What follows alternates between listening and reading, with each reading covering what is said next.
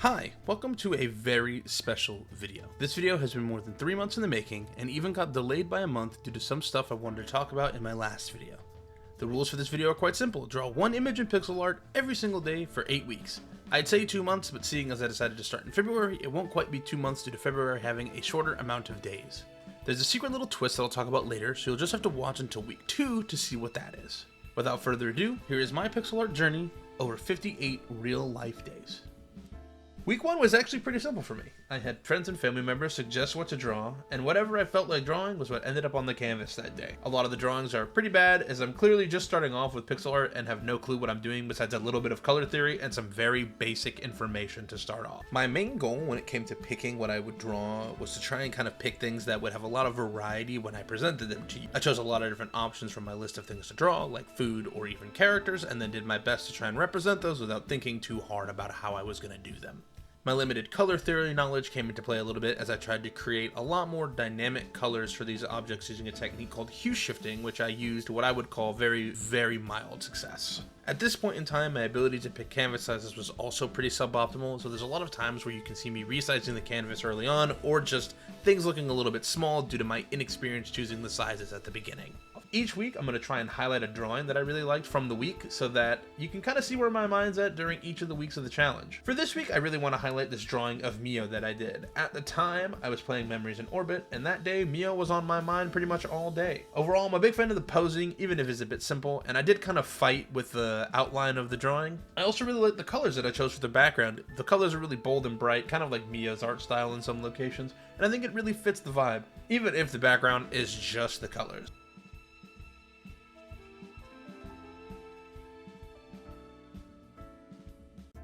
For week 2, I decided that I need to make some form of restrictions on myself in order to really learn how to do pixel art effectively. From this point on, every single week will have a theme associated with it, and I will be constrained to that theme in an effort to improve my artwork. Week 2 was 16 by 16 week. Essentially, I was not allowed to make anything that had a bigger canvas size than 16 by 16. This means that a lot of my drawings from this week are super small and mostly items or symbols. One of the challenges that I ran into while I was working on things this week was actually a lack of ideas. I know that it was pretty early on to run into this kind of problem, but it wasn't that I didn't have any ideas, it's just that my ideas were way too ambitious for the canvas sizing restriction rule. As someone with quite an over-ambition problem, it was pretty difficult to rein myself in for these smaller canvas sizes at the beginning of the week, but as time passed, of course, my ability to choose what to draw got a lot quicker because I was focused less on the size of it and more just translating it into a smaller space. I'd actually go and say that 16 by 16 is probably my favorite size to work in now, as it allows me to kind of just put stuff out in a much more quick and simple way without overthinking it too much.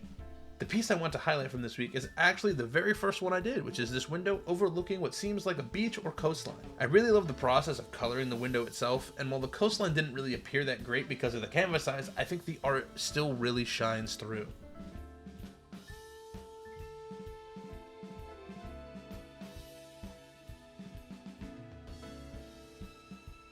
Week 3 was color palette week, which is honestly a lot harder than I was expecting. The day before day 15, I went onto lowspec.com and picked a random color palette that seemed interesting, which was this one right here. While I technically didn't use exclusively the color palette on day 15, from that day forward, I tried to limit myself to exclusively the colors within the palette to challenge myself a little. One of the many things that kind of troubled me with this color palette restriction was actually having been used to using a lot of colors. Go figure, man. When I was logged down to only these colors, I had to be a lot more deliberate when it came to how I wanted to use them. I couldn't just hue shift my way out, and I often found myself struggling with something that at the time I was able to handle with ease up until that point. When it came to determining how to draw, I had to start thinking in greens and blues, which was a struggle. Even now, weeks well after the drawings are finished, I don't think I could have a much easier time doing this again if I tried. But that's why I did it in the first place, to kind of test myself. The piece I want to highlight from this week is probably the simplest one in this little frog. A lot of times I was at work thinking of things that I wanted to draw once I got home, and this frog was the first one where I was able to near perfectly imagine what I wanted to draw and put it onto the screen. It was honestly quite a magical moment.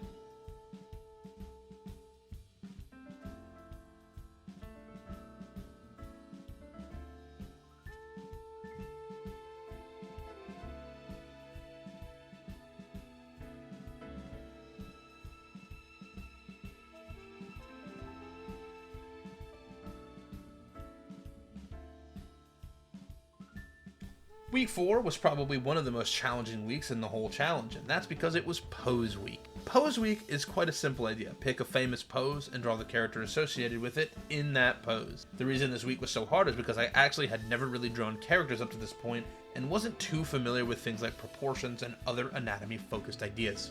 This means a lot of the poses are awkward, or character proportions are out of whack, like Omni Spider-Man here. A big thing that I struggled with this week was actually my pixel placement. Doing poses in normal raster art, it's a lot easier to get the shape that you want over time. But with pixel art, you're defined by your grid, which means you need to be thinking in tiny squares rather than straight lines. So doing things like having rounder looking shapes for things like shoulders, knees, heads, necks, and other various body parts require a lot bigger canvases than even I was used to working with. The placement of each of my pixels mattered far more when using smaller canvases, and it became increasingly obvious to me that I needed to get better at determining my pixel placement to ensure that the details I wanted to have in my art were more apparent than the ones that I didn't really care about. This knowledge did help me a little bit when it came to working with some of my anatomy skills, but not very much, as you can see in the video. The drawing I really want to focus on though is this one that I did of He-Man's iconic I Have the Power pose. Not only do I think that I nailed the pose, but the colors and details on the character, aside from his face, obviously, I think are super cool, and I'm a super big fan specifically of the lightning that I drew around the sword here.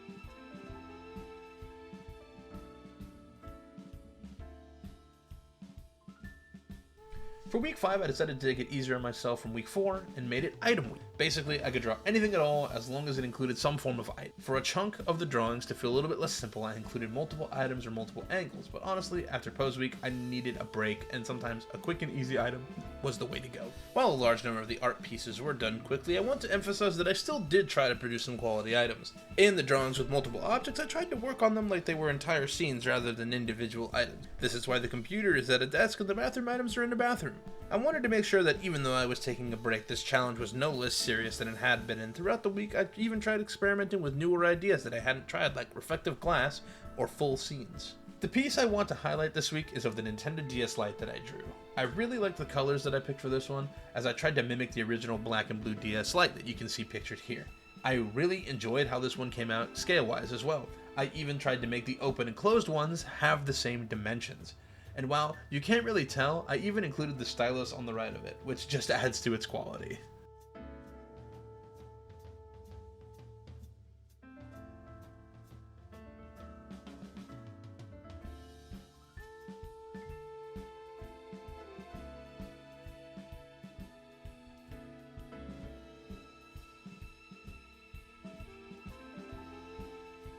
Week 6 was effectively a full break week for me. While I was still drawing daily, this week was more of a case study than me actually drawing for myself. See, week 6 is what I called copy week. Essentially, I looked at old NES and Game Boy era sprites and tried to copy them as close as possible in dimensions and colors. This was a very enlightening experience, as I discovered just how talented a lot of the OG pixel artists were. Being able to use limited color palettes to design people like Samus, Mario, and Link with as little as 3 colors is quite the feat. Getting to remake these sprites gave me a lot of insight for how I wanted to draw characters in the futures, and that even if things like color and shape look simple, they can become great as long as you put the effort in to make them great. Since I didn't really draw my own art this week, I will not be highlighting any pieces specifically, but I will say please pay respect to the OG and their art, and make sure that if they're still around, that you can respect their art from the past and the present by checking out games that they make, or just looking into their art. Super talented individuals, all listed right here for you. Week 7 was the week that I personally had been dreading the most since I had thought of it, and with week 8's theme already decided, it was time for the dreaded Character Week. Character Week was simple in concept but scary in execution, a new unique character every single day of the week. I had barely done good posing in week 4, and now I had to create completely original characters all week. You can see why I might be dreading it. Of course, like every week before, I locked in and tried my best, and while some character designs are lackluster, there are a few that I look back at. When working on a lot of these characters, I was often worried that their proportions were off or that the idea I was trying to convey wasn't really noticeable. As the week went on, I started to care less about that stuff and just began working on things that I wanted to design. Sure, these robots are effectively just a bunch of squares and circles, but they have this kind of energy that only I could give them. And I think that's where my perspective on this all changed, as I was trying to draw what I wanted with no worry rather than forcing some kind of wild expectation on myself, and it was honestly quite a freeing experience. Of course, my favorite drawing from this week, and the one I want to highlight, is this animatronic banana knife robot thingy. I honestly don't know what it is or what it's supposed to be really, but I really like the design in his little knife hand. I don't know why, but I feel like he perfectly encapsulates the essence of what Character Week is supposed to be in a super positive and niche way.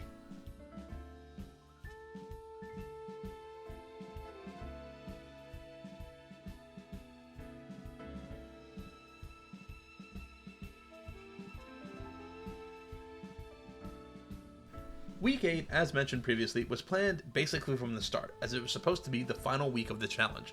More on that in just a minute. Week 8 was always planned to be redraw week. The idea was simple: take all the knowledge I learned about posing, canvas sizes, colors, and more, and redraw my original 7 drawings with a brand new coat of paint. Rather than highlighting one specific drawing this week, I want to give you some points and insights about all of them and showcase my improvement over the 2-month period. Day 1's drawing was the Master Sword, but I realized pretty early that the original canvas size I chose was far too small to really show off any details. So I worked with the bigger canvas and added a lot more details. I played around with things like lighting, as well as different kinds of shading, as well as foreground and background elements to really kind of make this one pop. Working out things like lighting and background elements to make this Sword in the Stone-esque vibe that I was going for feel a little bit more in line with your typical Zelda experience.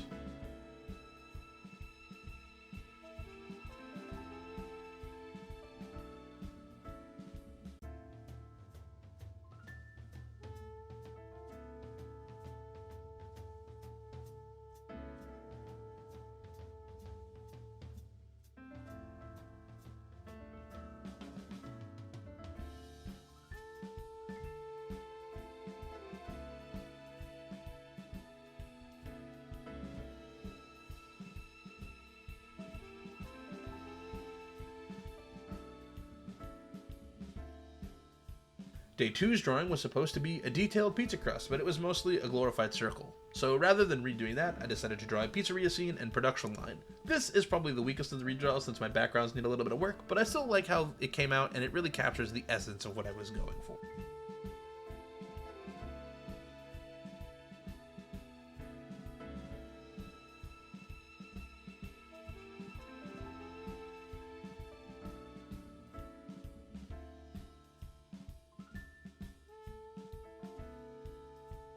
For day 3, I actually drew Mio from Memories in Orbit, with a piece that was highlighted earlier. In order to pay homage to the game now that I had gotten 100% in it, I redrew Mio in the same pose as the cover of the game. And I tried to make her hair whips on her head a little bit more dynamic than in my original drawing.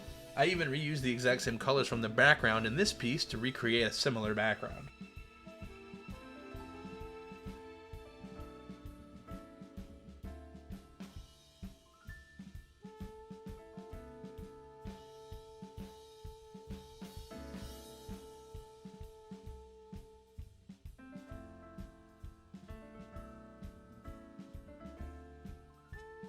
On day 4, I drew a banana with a little brown on it, which was suggested by a coworker. I figured the only way to redraw this one was to have it get peeled. The colors are a lot more vibrant in the redraw, and while it's not extremely detailed, it still looks really good.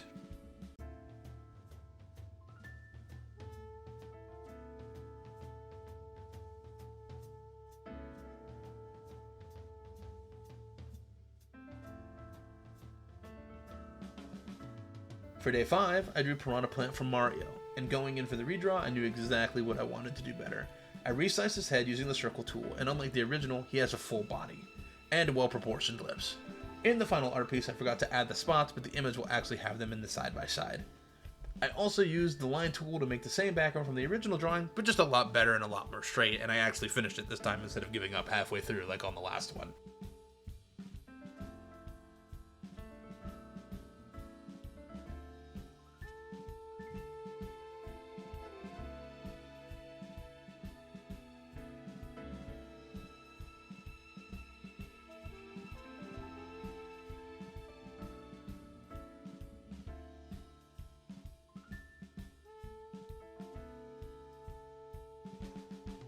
On day 6, I drew my favorite Pokemon Trapinch. In the original drawing, I was a victim of canvas size as well as bad pixel scaling all around. With my redraw, I mainly focused on getting the shape right, which is pretty easy now that I was much more acquainted with the circle tool. Overall, the improvement is pretty much night and day. I wish I drew the sandy background like in the original, but I think my new one looks a lot closer to the original Pokemon artwork than my first one does.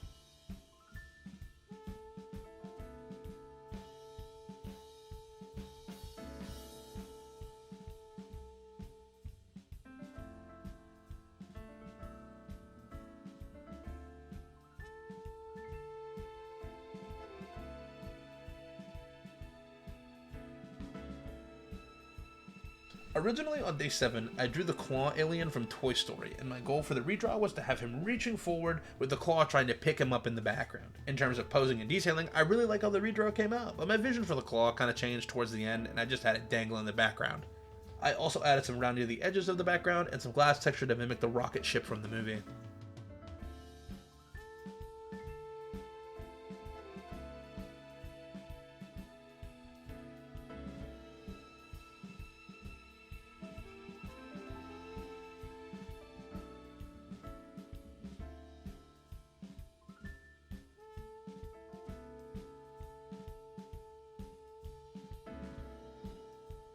Now, you might notice that if you count the amount of days that all these drawings combine into a total of 56 days, and way at the beginning of the video, I mentioned that this challenge took place over 58. After drawing all of the artwork for this video, I realized that I was going to land a few days short of my 2-month goal, so rather than lying and clickbaiting you guys super hard, I decided to do a few extra pieces of art to practice other software that can be capstones to this video.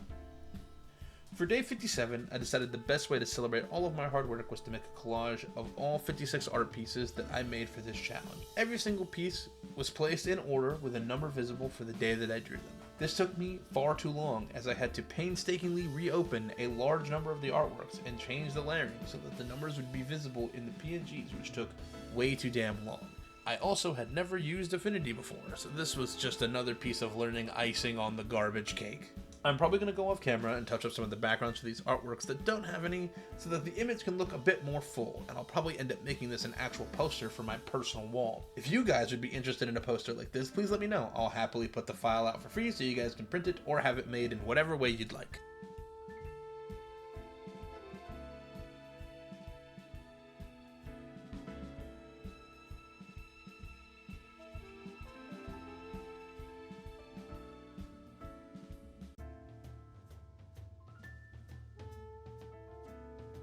For the 58th and final day of my challenge, I decided to take a very big leap for my art and remake my YouTube banner entirely from scratch. This was a lot easier said than done, as I really wanted it to be perfect. I think I remade it maybe 5 or 6 times, and even then, I still think it's pretty okay for the amount of work that I put in. On my final attempt, I only worked on it for about half an hour before I was satisfied enough to call it okay, but I'll definitely try and improve it as the years go by. I do, however, feel like this was a great capstone for my art journey, as I was able to make it in the software that I preferred, Pixieditor, rather than fumbling my way through Affinity like in the last piece that I made. And that's pretty much everything for the video. I know this will probably be one of my longest and least viewer retained videos, but I've been working on it for so long that I needed it to come out now or it never would have seen the light of day. Like stated previously, I began working on this video in February, and initially I was going to release it back in March, but was having so much fun that I extended the challenge an additional month so that I could have this kind of capstone moment with the redraw week that I did. Then, with the edits not really coming together and a lot of tensions rising, I tried my hand at making a more controversial video in April, so now you get a video made in February that's coming out in May. As a little note for anyone who may try this exact challenge or a slightly modified version of it to fit their needs, just know that anything is possible if you put enough time in. My first drawings were absolutely garbage. Even so now, I look back at them pretty fondly, but in just 2 months, my art improved so drastically, it's almost night and day. This kind of thing is so worth your time if you're creative, and even when everything is hard, you just have to kind of push through and you can get great results from just a little bit of effort getting put in.